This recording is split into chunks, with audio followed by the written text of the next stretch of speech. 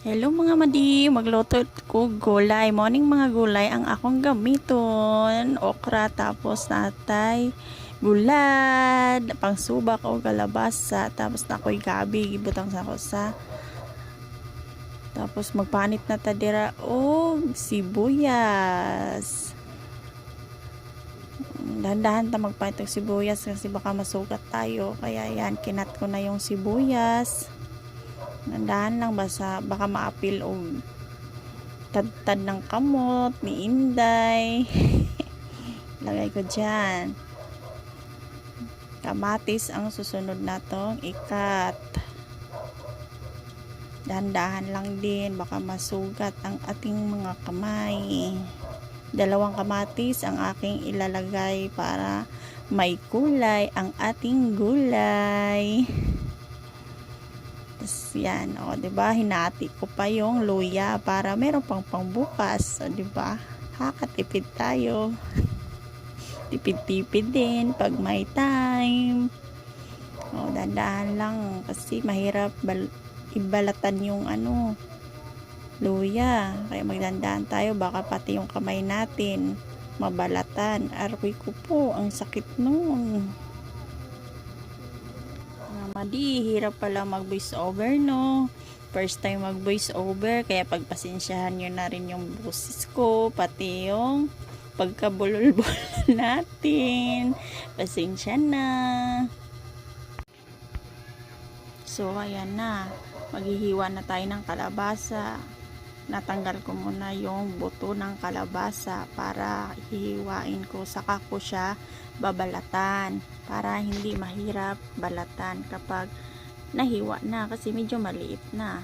Kaya hinihiwa ko muna bago siya balatan, o, di ba? Ganyan ang ginagawa ko. Yan yung ginagawa ko sa kalabasa para hindi siya mahirap balatan. Hihiwain muna bago balatan. O, ayan na. Malapit ko na matapos sa pagbalat, o, di ba? Ang bilis.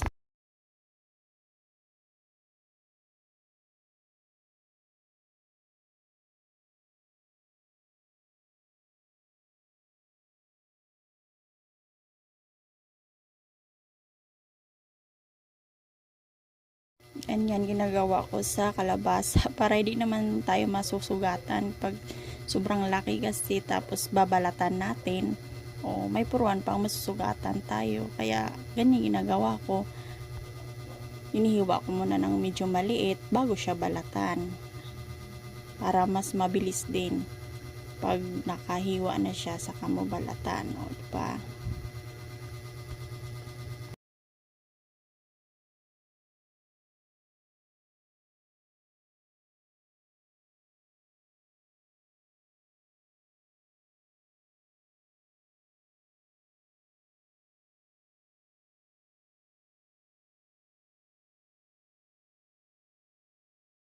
So, ayun na nga mga madi, tapos na balatan. Hinihiwa ko na, nilalagay ko na siya dyan sa lagayan para iba naman ang ating babalatan. Yung gabi na naman ang ating babalatan.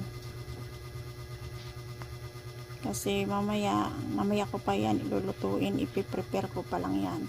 Tsaka yung bulad, hihiwain ko din yun. Ang laki-laki kasi, kaya kailangan hihiwain din yun para medyo naman maliit para magkasya sa kaldero natin. Kaya ganun.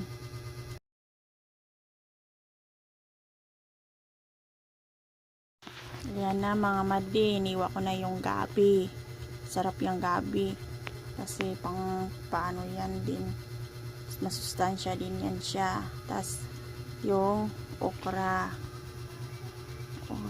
Hihiwain ko na rin yung okra. Dandahan lang din. Ang mahal ng okra dito, 5 piraso, 10, bali 2 ang isa, o, diba? Saan ka? Samantalang doon sa probinsya, naku, ang magtanim ka lang, may aanihin ka na doon. Dito, naku, wala kang matataniman, puro bato.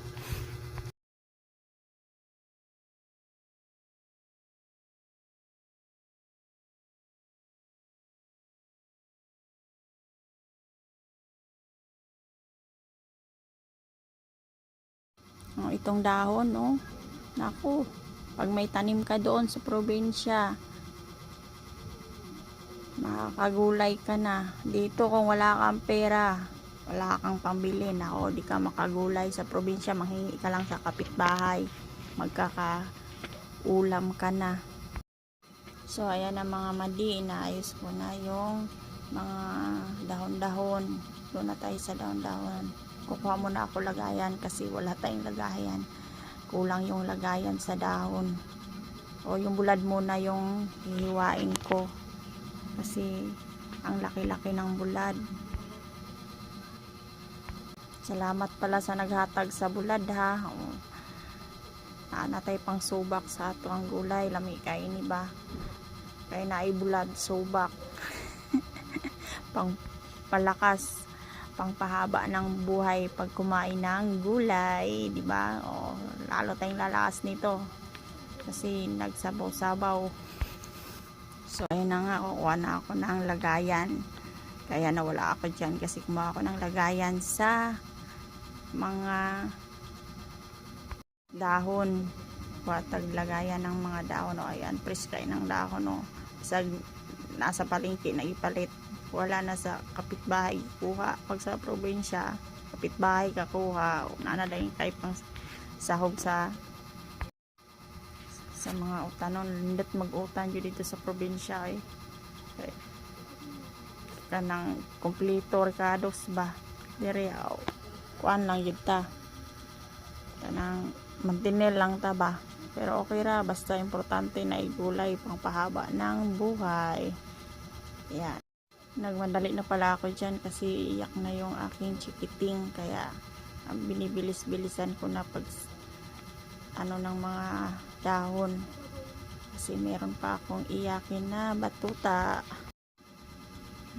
Habit na ko mga mandirag sa hagpat kana na lang dahon sa kamuting kamuting balagon mo oy hagpaton. Nagdali na ko tira kay ang akong anak na naming uli na diha mohilak na pud to. So mao rin na guys, amo akong i-prepare guys, unya ako na siyang lutuon. Salamat guys sa paglantaw ninyo guys ha. Thank you very much. Bye bye. Thank you.